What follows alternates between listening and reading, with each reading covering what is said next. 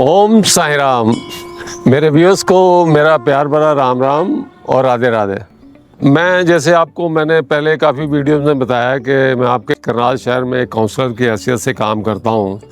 तो as a counsellor जो मैं कहीं भी क्राउड में जाता हूँ या कहीं भी जाता हूँ तो मेरी एक हैबिट बन चुकी है, मैं लोगों को ऑब्ज़र्व करता रहता हूँ।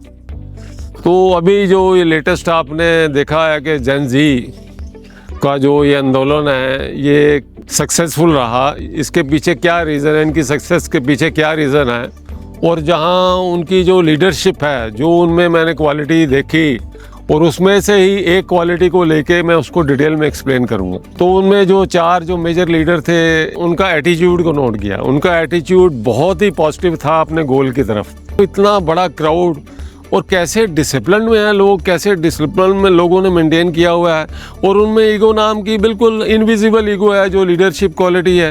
आज का जो मेरा मेन टॉपिक है मैं एटीट्यूड पे ही बात करने वाला हूँ, क्योंकि जो इनका एटीट्यूड जो पॉजिटिव था उसी ने इस आंदोलन को सक्सेस दिलाई है। एटीट्यूड में उस एटीट्यूड के बारे में नहीं बात कर रहा जिसको हम एरोगेंस कहते हैं। कोई फैमिली आपके सामने से निकल जाए और आपसे जानने वाली फैमिली और आपसे बात ना करे आपके इसमें बड़ा एटीट्यूड है, वो वाला एटीट्यूड नहीं है। ये एटीट्यूड, हम पॉजिटिव एटीट्यूड की बात कर रहे हैं जो मैंने उन लोगों में ऑब्जर्व किया जिस चीज़ ने उनको जीत दिलाई। तो एटीट्यूड बड़ा एक स्मॉल सा वर्ड है, पर इसको आप समझने की कोशिश करें। आज मैं इसको थोड़ा सा शॉर्ट में बताऊंगा और पर आप उसको समझ जाएंगे जिस तरीके से मैं आपको समझाने की कोशिश करूंगा।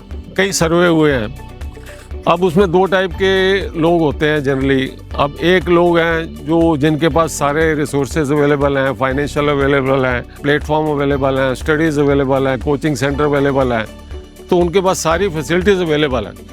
और दूसरी तरफ जो लोग होते हैं उसमें देखो रिसोर्सेज कम है, प्लेटफॉर्म कम है, फाइनेंशियली भी वीक हैं।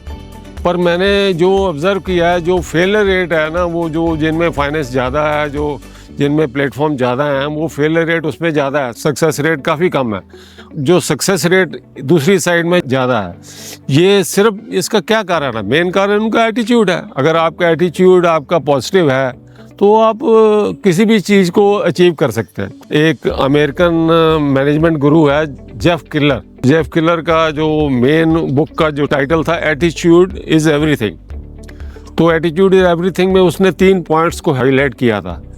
उसने सबसे पहले बताया था जो सक्सेस है, the success starts in your mind. जो आपके सक्सेस का, जैसे वो आप इसको जेन ज़ी से कंपेयर करना, success starts in your mind. तो इसलिए उन्होंने ठीक सोचा, ठीक गोल अचीव किया, ठीक गोल आपने सेट कर लिया। तो वो जब उन्होंने सोचा कि हमने सक्सीड होना है तो वो सक्सीड हुए, और अपने एटीट्यूड को हमने उसी तरफ पॉजिटिव रखा और वो सक्सीड हो गए। और दूसरा पॉइंट जो जेफ किलर ने लिखा था, जो आप बोलते हैं, words decides your personality and character. जो आप शब्द बोलते हैं वो आपकी पर्सनैलिटी और करेक्टर को डिफाइन करते हैं। वो इसीलिए मैं इन चीज़ों को समझा रहा हूँ कि उन लोगों में ये चीज़ें थी तभी वो सक्सेस हुए।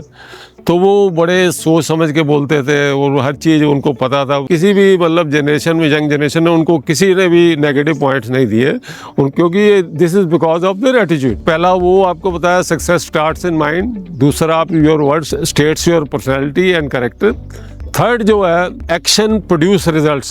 तो एक्ट पर्पसफुली। अब आपके एक्शन रिजल्ट्स प्रोड्यूस करेंगे। अगर आपने पर्पसफुली उस चीज़ को एक्ट करेंगे तो रिजल्ट्स आएंगे।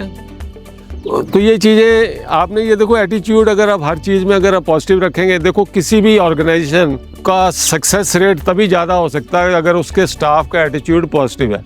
अगर किसी भी स्टाफ मेंबर का एटीट्यूड नेगेटिव है तो वो कंपनी कभी भी ग्रो नहीं कर सकती। तो इसलिए देखो, आपको अपना एटीट्यूड अगर पॉजिटिव रखेंगे तो आप ज़िंदगी में कुछ भी अचीव कर सकते हैं। अब उन लोगों ने अचीव कर लिया तो आप क्यों नहीं कर सकते? अगर आपको फिर भी या इसमें कोई समझने में कोई प्रॉब्लम है तो आप मेरे से कनेक्ट हो सकते हैं मेरे व्हाट्सएप नंबर पे। तो आपके ज़िंदगी में जो भी कोई प्रॉब्लम है, जो कोई इशू है, अगर आपसे सॉल्व नहीं हो रहा तो I am here to help you. Thank you. God bless you.